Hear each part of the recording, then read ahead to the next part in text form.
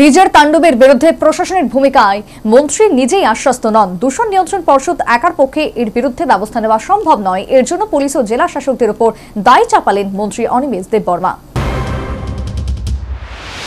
সম্প্রতি গণেশ পুজো উপলক্ষে শব্দ দূষণের তাণ্ডব দেখালেন রাজ্যবাসী। প্রকাশ্যে পুলিশ প্রশাসনের সামনে কান ফাটানোর ডিজে বাজিয়ে চলল মূর্তি ভাসান। এ নিয়ে সারা রাজ্য জুড়ে তীব্র সমালোচনায় মুখর হন সাধারণ মানুষ। পরিস্থিতি সামাল দিতে এক সাংসদকেও মূর্তি ভাসানে হরিনাম সংকীর্তন নিয়ে বেরোতে হয়েছে। বুধবার এই বিষয়ে মুখ খুললেন দূষণ নিয়ন্ত্রণ পর্ষদের দায়িত্বপ্রাপ্ত পরিবেশ ও প্রযুক্তি মন্ত্রী অনিমেষ দেববর্মা। মন্ত্রী বলেন, এই শব্দ দূষণ নিয়ে সচিব স্তরে বৈঠক করেছেন মন্ত্রী। কবে নিয়ন্ত্রণে আসবে এই শব্দ দূষণ তা নিয়ে মন্ত্রী নিজেও দপ্তরের কাছে আশ্বস্ত হতে চান। ডিএম এবং পুলিশ দপ্তরের বন্ধুদেরও আপনারা জিজ্ঞেস করবেন যে এই বিষয়ে ওনারাও কিন্তু সহযোগিতা করবেন। Thank you. এদিন মন্ত্রী বলেন, এই শব্দ দূষণে দূষণ নিয়ন্ত্রণ পর্ষদের একার পক্ষে করা সম্ভব নয়। দূষণ নিয়ন্ত্রণ পর্ষদ শুধুমাত্র জনগণকে সচেতন করার কাজ করে। দূষণ নিয়ন্ত্রণ পর্ষদের পক্ষে এর বেশি করা সম্ভব নয়। এই ধরনের দূষণ নিয়ন্ত্রণের বিরুদ্ধে ব্যবস্থা নিতে হলে পুলিশ এবং ম্যাজিস্ট্রেট ক্ষমতা দরকার।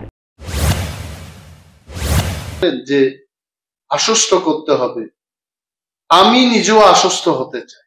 আমি অন্য আর একজনকে কেন আশ্বস্ত করব? ইভেন আমি আশ্বস্ত হতে চাই। তো আমি ডেইলি এই বিষয়টাকে নিয়ে চিন্তিত। এবং doctor Shashi Kumar, you can ask him question whether I have asked him on. Doctor Shashi Kumar এবং পলিউশন কন্ট্রোল বোর্ডের যিনি মেম্বার সেক্রেটারি, ওনাকেও আমি গতকালও কথা বলেছি। এই বিষয়টা কিন্তু নাগরিক মহলে চর্চিত, এটাকে আমাদের নিয়ন্ত্রণে আনতে হবে। So we are trying our best.